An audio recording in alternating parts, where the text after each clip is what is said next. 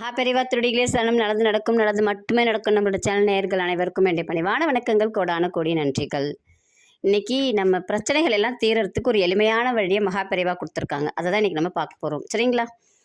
மகாபெரிவா பார்க்கறதுக்கு ஒரு நிலக்கிழார்னு வச்சுக்கோங்களேன். ஒரு நிறைய இடம்லாம் வச்சுருக்க ஒரு ஜமீன்தார் மாதிரி இருக்கிறவர்னு வச்சுக்கோங்களேன்.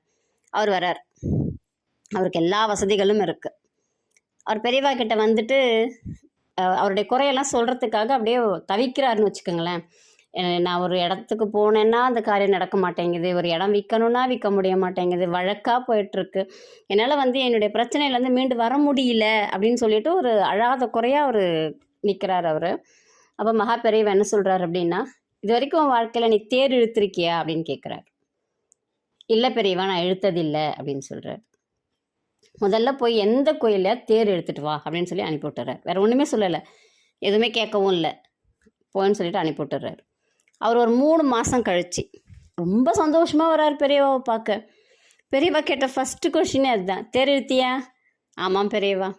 போய் தேர் இழுத்துட்டு எந்த வேலை செஞ்சனாலும் எல்லாம் நடக்குது பெரியவா. என்னுடைய கேஸ் எனக்கு சாதகமாக முடிஞ்சிடுச்சு. எனக்கு இப்போ தான் நம்பிக்கையே வருது, என் வாழ்க்கை மேலே நம்பிக்கை வருது, கடவுள் மேலே நம்பிக்கை வருது. இப்போ தான் பெரியவா எனக்கு புரியுது நீங்கள் கேட்ட கேள்விக்கு அர்த்தம் அப்படின்னு சொல்லிட்டு சொல்கிறார் அவர். பெரியவா என்ன சொல்கிறாங்க அப்படின்னா, தேர் இழுக்கணும், ஊர் கூடி தேர் இழுக்கிறோம் அப்படின்னா அது ஜாதி மத பேதம் இன்றி இழுக்கப்படுறது. அப்போது எல்லா மதத்தினருக்கும் அந்த கடவுளுடைய அருள் கிடைக்கும். எல்லா கடவுள்களுமே ஒருவர் தான்.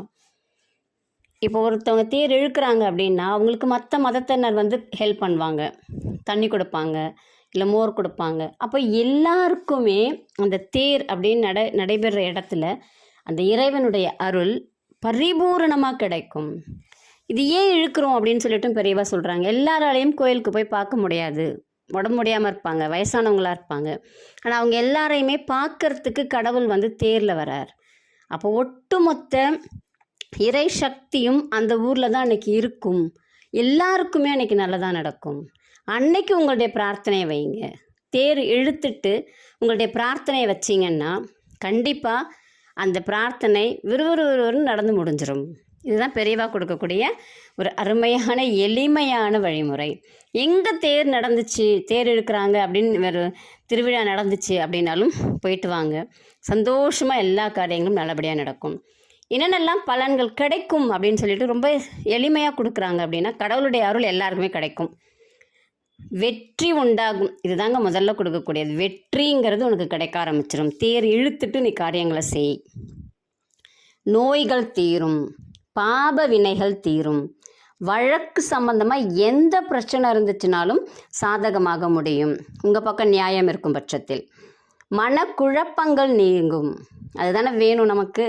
அடுத்து சகல சௌபாகியங்களும் கிடைக்கும். இப்போ பார்த்தீங்கன்னா எல்லா மாதத்துலையும் ஏதாவது ஒரு ஊரில் தேர் எடுத்துகிட்ருப்பாங்க. அப்படிலாம் இழுக்க முடியலன்னா நம்மளுடைய கோயில்களே சில சமயம் செய்வாங்க அந்த இது. இப்போ எங்கள் மணக்குள விநாயகரில் பார்த்திங்கன்னா நம்ம உள்ளுக்குள்ளேயே தேர் இழுக்கலாம், தங்கத்தேர் இழுக்கலாம், அந்த மாதிரி செஞ்சுக்கலாம். இல்லை மயிலமில், இல்லை நீங்கள் பழனிலலாம் பார்த்தீங்கன்னாலும் உள்ளுக்குள்ளேயே தேர் இழுப்பாங்க. அந்த மாதிரி நீங்கள் காசு கட்டிட்டு இழுக்கிற மாதிரி இருக்கும், அந்த மாதிரி செஞ்சுக்குங்க. இல்லையா, ஏதாவது ஒரு ஊரில் ஒவ்வொரு மாதம் ஒவ்வொரு தேர் நடக்கும். அப்போ அங்கே போய் தேர் இழுத்துட்டு வர்றதுக்கு முயற்சி பண்ணுங்கள். கண்டிப்பாக எல்லோருக்கும் அவங்களுடைய பிரார்த்தனைகள் ஜெயமாகும், நல்லதே நடக்கும். நன்றி, வணக்கம்.